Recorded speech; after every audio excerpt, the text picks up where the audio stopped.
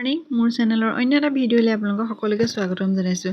এইকেইটা দিন জানিয়ে বাছৰ এক্সাম চলি আছে। আজি যিহেতু শেষৰটো এক্সাম, সেই ৰাতিপুৱা গাটো ধুই আহি লৰালৰিকৈ টেবুলত অকণমান সময় বহি দিছোঁ, কাৰণ এক্সাম 11টা বজাৰ পৰা আছে আৰু এতিয়া পিছে 7:30 মান বাজিছে আৰু সেইকণ সময়তে অলপ সময় বহি দিলে তাক পঢ়ুৱাই দিলে অকণমান মনত থাকে নহয় জানো। তাৰপিছত যিহেতু পথাৰতে হাল বাই আছিলে, মই কঁঠালগুটি, কোমোৰা, দালি ৰান্ধি দিলোঁ লৰালৰিকৈ।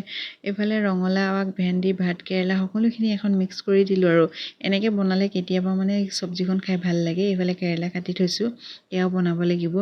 লৰালৰিকৈ বনাই মেলি পথাৰলৈ জলপান ৰেডি কৰিলোঁ। এইফালে আছে ভাত আৰু জগত দালি, সকলোখিনি ভৰাই মেলি ৰেডি কৰি থৈ দিছোঁ আৰু এইজনে গৈ লৰালৰিকৈ দি থৈ আহিব।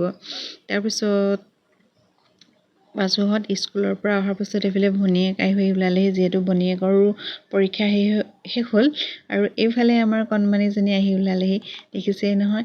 আৰু মই এই ভিডিঅ' বাহিৰলৈ ওলোৱা নিয়ম কৰা ভিডিঅ'টো আপোনালোকক দিছিলোঁৱেই আৰু এতিয়া 6 মাহ হ'ল আৰু 6 মাহত ভৰি দিলে, ইমান ডাঙৰ হৈ গ'ল, দেখিছে নহয়।